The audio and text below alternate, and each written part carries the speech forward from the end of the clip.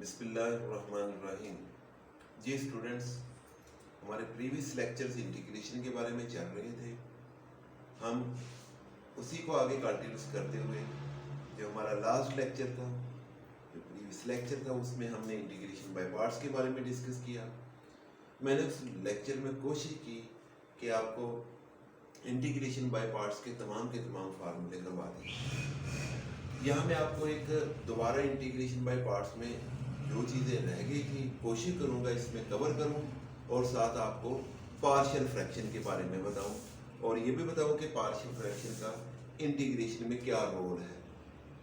जी students, आप देखें, आपके सामने एक क्वेश्चन है एक्स स्क्वायर माइनस ए स्क्वायर, इसका अंडर रूट।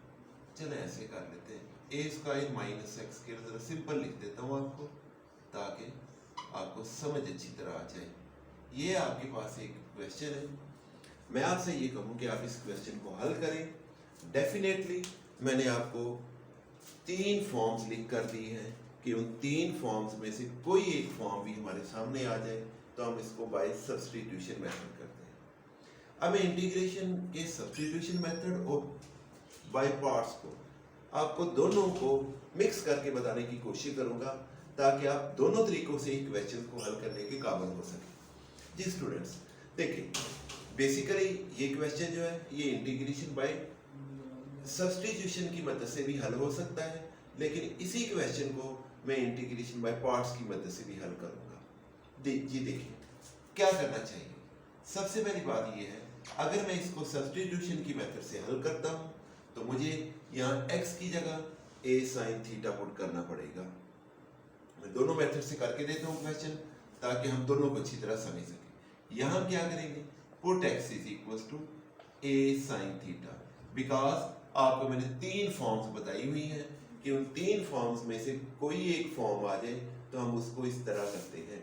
आपके सामने ये जो फॉर्म है ये a square minus x square वाली फॉर्म है, तो मुझे इसको हल करने के लिए x की जगह a sin थीटा पुट करना पड़ेगा।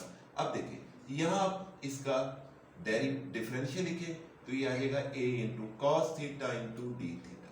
अब आई में वैल्यूज लगा दें, i is equal to a square minus x square, a square minus a square sine square theta, इसका अंडर रूट इंटू dx की जगह आ जाएगा a cos theta into D theta. जी स्टूडेंट्स, बड़ा आसान क्वेश्चन हो रहा है। आगे a स्क्वायर इसमें से कॉमन लिखा जाएगा, वो बाहर आकर a बन जाएगा, ये आ जाएगा 1 माइनस साइन स्क्वायर थीटा का square root into a cos theta into D theta. Definitely आप इसको अच्छी तरह समझ गए होंगे। a स्क्वायर बन जाएगा, ये आ जाएगा 1 माइनस साइन स्क्वायर थीटा, इसका square root that is equal to cos theta, और एक कॉस थीटा ये है, ये दोनों मल्टीप्लाई होगा, ये बन जाएगा कॉस स्क्वायर थीटा। इसी तरह का क्वेश्चन हमने पीछे भी किया है, कॉस थीटा। आगे मेरा ख्याल है कि ये क्वेश्चन आप बड़ी आसानी से हल कर सकते हैं। ये है integration by parts, sorry integration by substitution. अब मैं इसी क्वेश्चन को इंटीग्रेशन बाय पार्ट्स की मदद से हल करके दिखाऊंगा ताकि हम ये चीज समझ सके कि कुछ क्वेश्चन ऐसे भी होते हैं जिन पर हम दोनों फार्मूले अप्लाई कर सकते हैं, इंटीग्रेशन बाय पार्ट्स भी अप्लाई कर सकते हैं और इंटीग्रेशन बाय सब्स्टिट्यूशन भी हल कर सकते हैं। जी मैं इसी क्वेश्चन को अब इंटीग्रेशन बाय पार्ट्स की मदद से हल करता हूँ। जी मुझे यहाँ जो चीज नजर आ रही है वो ये है, a square minus x square, इसका स्क्वायर रूट है इंटू 1 इंटू dx। मैंने इस फंक्शन को 1 से मल्टीप्लाई कर लिया। डेफिनेटली आप समझ गए होंगे यहाँ दो फंक्शन मल्टीप्लाई हो रहे हैं, मुझे यहाँ फर्स्ट फंक्शन इसको कहना है, सेकंड फंक्शन उसको कहना है, और इसको हल करके मुझे आगे प्रोडक्ट रूल अप्लाई करना है। जी प्रोडक्ट रूल ये कहते हैं first function as it is, second function की इंटीग्रेशन, जी इसकी इंटीग्रेशन आ जाएगी x, फिर minus integration of first function का derivative, a square minus x square का डेरिवेटिव क्या होता है 1/2 into a square minus x square, इसकी पावर -1/2 इंटू -2x, और सेकंड फंक्शन की इंटीग्रेशन, दोनों को मल्टीप्लाई करके जो आंसर आया है उसकी इंटीग्रेशन। जी स्टूडेंट्स आप देखें ये आपके पास क्या रकम मान रही है, ये आपके पास मान रहा है x इंटू ए स्केयर माइनस एक्स स्केयर, इसका स्केयर रूट माइनस ये 2 से कैंसिल हो रहा है। यहाँ आपके पास जो चीज बाकी रह जाएगी वो है आपके पास minus x square over a square minus x square का square root into D x. जी आपको याद आ गया है यहाँ कि हमारे पास इसी तरह का क्वेश्चन हमने पिछले लेक्चर में भी किया है कि यहाँ एक्स स्केयर है, यहाँ एक्स स्केयर की पावर 1/2 आ रही, ऊपर पावर बड़ी, हमें क्या करना चाहिए? जी बिल्कुल ठीक है, हमें यहाँ x इंटू ए स्केयर माइनस एक्स स्केयर इसका square root minus a square minus x square minus a square, मैंने ऊपर वाली रकम में ए स्केयर प्लस कर लिया है और वही चीज माइनस कर ली है। डेफिनेटली यहाँ आपके पास ये बन गई रकम x इंटू ए स्केयर माइनस एक्स स्केयर इसका स्केयर रूट माइनस ये आपके पास आ जाएगा a square minus x square by a square minus x square इसका under root minus a square over a square minus x square का under root into D x. जी मजीद हम इसको सिंप्लीफाई करेंगे, यहाँ आपके पास बच जाएगा x इंटू ए स्केयर माइनस एक्स स्केयर का under root minus integration of a square minus x square minus x square का under root in minus plus into D x plus a square यहाँ से बाहर आ जाएगा, ये आ जाएगा 1 over a square minus x square का under root into D x. जी स्टूडेंट्स यहाँ मैंने ये किया है कि इंटीग्रेशन दो अलग अलग फंक्शन थे, इनके अलग अलग इंटीग्रेशन निकाले, ये आपके पास एज इट इज आ गया। अब देखिए यहाँ आपके पास फंक्शन जो है ये i है, ये आ जाएगा i is equal to x into A square minus x square इसका स्केयर रूट माइनस, अगर आप इसको देखें ये दोबारा i के बराबर आ रहा है। जी इसी तरह का क्वेश्चन हमने पिछले लेक्चर में किया था कि जो फंक्शन कंटिन्यूस चलते रहते हैं जिनकी integration plus a square into, definitely यहाँ फार्मूला समझ गए होंगे कि साइन इनवर्स एक्स ओवर ए लगना चाहिए। जी प्लस सी आ जाएगा यहाँ। जी आगे आप क्या करेंगे, इस आई को इधर रिमूव करें तो ये आ जाएगा 2i is equal to x into A square minus x square इसका under root plus a square into sine inverse x over a plus c. अगर मैं 2 को इधर डिवाइड कर दूं i is equal to x into A square minus x square इसका under root by 2 plus a square by 2 into sine inverse x over a plus c. जी students ये आपके पास इसका आंसर आ गया है। जी इसको आपने हल करके देखा, हमने इंटीग्रेशन बाय पार्ट्स की मदद से इस क्वेश्चन को हल किया और आप जानते हैं इसी तरह का क्वेश्चन हमने पिछले लेक्चर में हल किया था, लेकिन वह हमने सब्स्टिट्यूशन की मदद से हल किया। इसका मतलब ये हुआ कि जिन क्वेश्चन में वो 3 फॉर्म जो आपको बताई गई हैं वो आ जाए, उसको हम इंटीग्रेशन बाय पार्ट्स की मदद से भी हल कर सकते हैं। अब मैं आपको एक खास तरह की इंटीग्रेशन की तरफ लेके जा रहा हूँ। कोशिश करूंगा कि मैं इस लेक्चर में और अगले लेक्चर में आपकी इंटीग्रेशन के तमाम टॉपिक्स को क्लोज कर दूँ। अच्छा स्टूडेंट्स एक आपके पास क्वेश्चन है, एक फॉर्मूला है वो इस तरह कर लेते हैं, e raised to power ax into f of x plus f dash x into d of x integration. आपके सामने मैंने एक फॉर्मूला लिखा है कि आपके पास एक फंक्शन है एक्सपोनेंशियल, नेचुरल एक्सपोनेंशियल फंक्शन है। अब यहाँ दो फंक्शन क्या हो रहे हैं, प्लस हो रहे हैं, इस ए को छोड़े अभी आप। अगर दो फंक्शन प्लस हो रहे हो और बाहर उनके एक एक्सपोनेंशियल फंक्शन लगा हुआ है, ये देखिएगा जरा, जो दो फंक्शन प्लस हो रहे हैं इस तरह प्लस हो रहे हैं कि एक फंक्शन साथ उसका डेरिवेटिव है।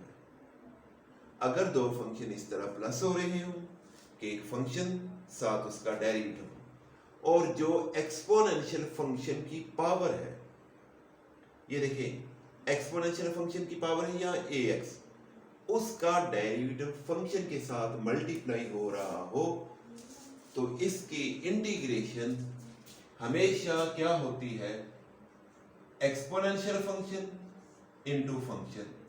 ये आपके पास इसकी इंटीग्रेशन हुआ। मैं इस फार्मूले को प्रूफ करके आपके सामने रखता हूं। ये देखिए, आप क्या करें, इस फार्मूले को प्रूफ करने के लिए इसकी लेफ्ट हैंड साइड को सपोज कर लें, e raise to power ax a into F of x plus F dash X into D x. जी स्टूडेंट्स, आप देखेंगे यहां आपके पास जो हमें समझ आ रही है वो ये है कि हमें e raise to power x को अंदर मल्टीप्लाई करें, a e raise to power ax f of x plus e raise to power ax f dash x into D of x। मुझे अलग अलग इंटीग्रेशन लिखना पड़ेगी। Integration of a into e raise to power ax f of x into D x plus integration e raise to power ax f dash x into D X. अब आप क्या करें, अब इसको हल करने के लिए इन दोनों में से इस पर या इस पर किसी एक फंक्शन पर प्रोडक्ट रूल अप्लाई करते हैं। जी देखिए स्टूडेंट्स, क्या हो रहा है, यहां आपके पास a एज इट इज रहा, e raise to power ax f of x into D X वैसे रहा, प्लस मैं क्या कर रहा हूं, इन दोनों फंक्शंस के ऊपर प्रोडक्ट रूल अप्लाई कर रहा हूं। इस प्रोडक्ट रूल को अगर आप देखें, यहां आपके पास दो फंक्शन मल्टीप्लाई हो रहे हैं तो मुझे फर्स्ट फंक्शन को एज इट इज लिखना है, सेकंड फंक्शन की इंटीग्रेशन लिखनी है, फिर माइनस इंटीग्रेशन, फर्स्ट फंक्शन का डेरिवेटिव लिखूंगा मैं। फर्स्ट फंक्शन का derivative e raise to power ax into a आ जाएगा और सेकंड फंक्शन की integration of f dash x with respect to x, दोनों को मल्टीप्लाई करके जो आंसर आएगा उसकी इंटीग्रेशन। ये बच्चे हमने प्रोडक्ट रूल अप्लाई किया है सेकंड। मैंने बताया ये कि आप इन दोनों में से इस पर या इस पर किसी एक पर प्रोडक्ट रूल अप्लाई कर लें। यहां आपके पास क्या आ जाएगा, a एज इट इज आ जाएगा, e raise to power ax f of x d of x plus e raise to power ax। अब यह एक बात जरा समझने की कोशिश कीजिएगा, डैश का मतलब डेरिवेटिव को रिप्रेजेंट कर रहा है। जिस तरह मैं आपसे कहूं integration of dy by dx with respect to x। अब यहां से क्या होता है, जो डेरिवेटिव है वो इंटीग्रेशन के साथ कैंसिल होकर बाकी आपके पास ये चीज बच जाती है। यानी आप किसी भी फंक्शन के डेरिवेटिव की जब इंटीग्रेशन लिखते हैं, आंसर दोबारा फंक्शन ही आ जाता है। किसी भी, जिस तरह मैंने आपको मिसाल दी कि आप इंटीग्रेशन लिखें derivative of y with respect to x की, तो इसका मतलब है इसका आंसर आना चाहिए y आएगा आंसर। सेम यही मेथड है कि अगर आप इंटीग्रेशन कर रहे हैं किसकी, डेरिवेटिव ऑफ ए फंक्शन की, तो आंसर उसका आ जाएगा फंक्शन fx माइनस, अब इसमें से a बाहर आ जाएगा, integration of e raise to power ax into, ये आप देखें यहां फिर आपके पास आ जाएगा fx इंटू डी एक्स। अब अगर आप इसको देखें, ये आपके पास और ये दोनों सेम है, ये कैंसिल होगी, बाकी आपके पास e raise to power ax into F of x plus c है। मैं आपको इसी फॉर्मूले को एक क्वेश्चन के ऊपर अप्लाई करके दिखाता हूं ताकि हम इस फॉर्मूले को अच्छी तरह समझ सकें। जी, ये आपके पास राइट हैंड साइड आ गई है।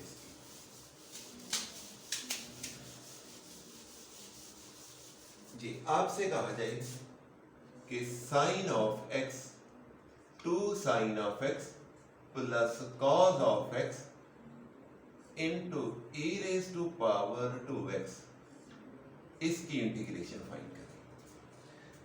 स्टूडेंट्स आप देखें, हमारे पास साइन का डेरिवेटिव, इस साइन का डेरिवेटिव अगर देखा जाए वो होता है कॉस। अब एक फंक्शन साथ उसका डेरिवेटिव प्लस हो रहा है और बाहर उसके एक नेचुरल एक्सपोनेंशियल फंक्शन लगा हुआ है, जो नेचुरल एक्सपोनेंशियल फंक्शन है उसकी जो पावर है उसका डेरिवेटिव फंक्शन के साथ मल्टीप्लाई हो रहा है। तो इसका जब आंसर निकालूंगा मैं आंसर निकालूंगा तो आंसर आएगा e raised to power 2x into sin x according to this formula. अब इसको आपको हल करके दिखाता हूं ये कैसे करना है। ये देखिएगा आपके पास integration of e raised to power 2x into 2 sin of x plus e raised to power 2x into cos of x into dx। हमने किया क्या है e raised to power 2x को अंदर मल्टीप्लाई कर लिया। अब यहां से क्या किया जाएगा, यहां से आपके पास आ जाएगा integration of 2 e raised to power 2x sin of x into dx plus integration of e raised to power 2x cos of x into dx। अब आप इन दोनों में से इसके ऊपर या इसके ऊपर प्रोडक्ट रूल अप्लाई करेंगे। जी देखिएगा 2 बाहर हमारे पास आ जाएगा e raised to power 2x sin of x into dx plus मैं इसके ऊपर प्रोडक्ट रूल अप्लाई करने लगा e raised to power 2x into cos of x। जब हम इसको प्रोडक्ट रूल की मदद से हल करेंगे, ये देखिए first function as it is, second की इंटीग्रेशन, cos की इंटीग्रेशन होती है sin x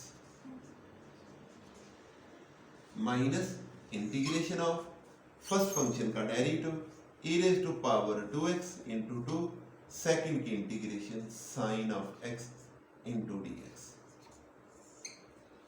जी मजीद इसको हल किया जाएगा, ये आ जाएगा 2 e raised to power 2x sin of x into dx plus e raised to power 2x sin of x minus integration of 2 यहां से बाहर आ जाएगा e raised to power 2x sin of x into dx। अब देखिए ये आपके पास हो रही है, दोनों सेम आ रही है, बाकी आपके पास बच गया e raised to power 2x into sin of x plus c। ये आपके पास इसका आंसर आ गया। जी स्टूडेंट्स, हमने देखा ये है इंटीग्रेशन बाय पार्ट्स की मदद से हम क्वेश्चंस को किस तरह हल करते हैं, और इसकी जो फॉर्म थी मैंने कोशिश की वो तमाम की तमाम फॉर्म्स आपको बता दूं। अब मैं इंटीग्रेशन को आगे बढ़ाते हुए एक और आपको चीज करवाने की कोशिश करता हूं जिसका नाम है पार्शियल फ्रैक्शन। पार्शियल फ्रैक्शन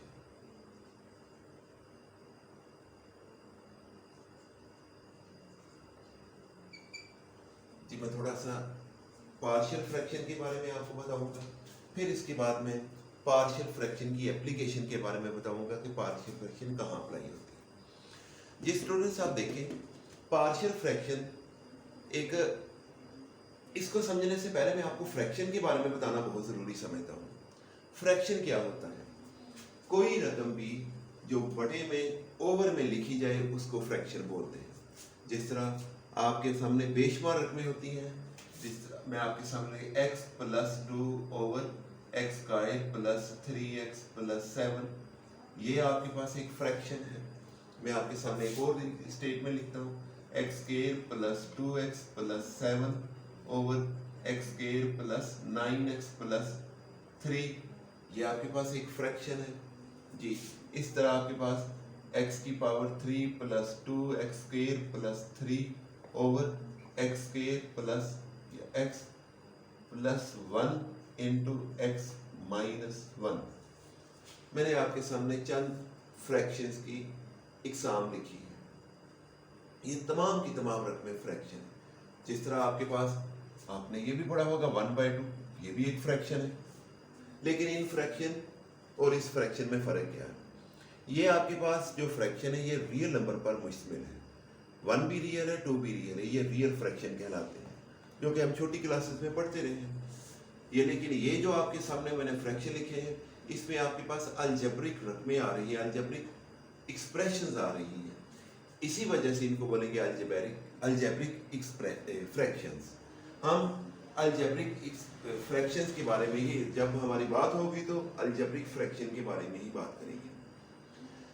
इसका मतलब ये हुआ कि फ्रैक्शन की क्या डेफिनेशन है? Any expression of the form ऐसी कोई भी रकम जो कि इस शक्ल की हो, px ओवर qx, जिसमें qx जो है वो कभी भी 0 के बराबर नहीं हो, तब तो ये आपके पास जो रकम होती है ये फ्रैक्शन कहलाती है। एनी एक्सप्रेशन, कोई रकम भी जो कि px ओवर qx की फॉर्म की हो वो फ्रैक्शन कहलाती है। अब इसमें आपको याद रखना है आपने कि qx q 0 के बराबर नहीं होता। इसकी वजह क्या है ये भी आप जानते हैं, जब भी किसी रकम को 0 पर डिवाइड करें तो उसका आंसर इन्फिनिटी आ जाता है। इस वजह से फ्रैक्शन में नीचे वाली रकम कभी 0 नहीं हो सकती, ऊपर वाली रकम 0 हो सकती है। इसकी कुछ और लॉजिक्स भी होती हैं, लेकिन हमारे कोर्स आउटलाइन में यही कुछ है, तो इस वजह से मैं आपको यही बताऊंगा कि इसमें qx 0 के बराबर नहीं होता। उसकी एक ही रीजन आप याद रखिए कि 0 के बराबर इस वजह से नहीं होता क्योंकि इसको 0 पर डिवाइड करें तो आंसर इन्फिनिटी आ जाता है जी। अब आपके सामने ये फ्रैक्शन है, ये तमाम के तमाम रकमें फ्रैक्शन है, ये भी फ्रैक्शन है, ये भी फ्रैक्शन है, ये भी फ्रैक्शन है, ठीक है जी। अब फ्रैक्शन की दो इकसाम होती है, एक होती है प्रॉपर फ्रैक्शन, एक होती है इम्प्रॉपर फ्रैक्शन। मैं दोनों के बारे में आपको बता देता हूँ। फ्रैक्शन की जो इकसाम है इनमें प्रॉपर फ्रैक्शन क्या होता है, इम्प्रॉपर फ्रैक्शन क्या होता है। किसी भी फ्रैक्शन में जो ओवर से ऊपर वाली रकम होती है इसको न्यूमिनेटर बोला जाता है, डिनोमिनेटर, और जो न्यूमिनेटर की सबसे बड़ी पावर होती है उसकी डिग्री कहलाती है। इसका मतलब है इस फ्रैक्शन में जो न्यूमिनेटर है उसकी डिग्री जो है वो 1 है और डिनोमिनेटर की डिग्री 2 है। इसमें देखा जाए इसमें न्यूमिनेटर की डिग्री 2 है, डिनोमिनेटर की डिग्री भी 2 है। और अगर नेक्स्ट फ्रैक्शन में देखा जाए उसमें आपके पास न्यूमिनेटर की डिग्री 3 है और डिनोमिनेटर की डिग्री 2 है। आप इम्प्रॉपर फ्रैक्शन और प्रॉपर फ्रैक्शन में कैसे डिफरेंशिएट करेंगे, डेफिनेशन आपको बता रहा हूं।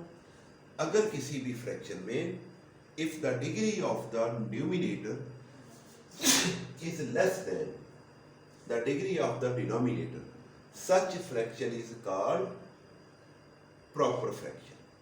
अगर किसी भी फ्रैक्शन में न्यूमिनेटर की डिग्री डिनोमिनेटर की डिग्री से लेस हो तो जो फ्रैक्शन होता है वो प्रॉपर फ्रैक्शन कहलाता है।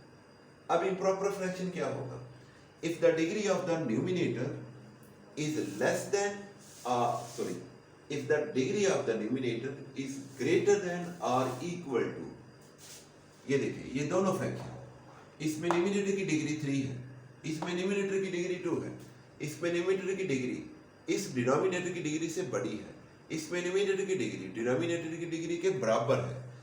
अगर किसी भी फ्रैक्शन में न्यूमिनेटर की डिग्री डिनोमिनेटर की डिग्री के बराबर हो या उससे बड़ी हो, then the fraction is called the improper fraction.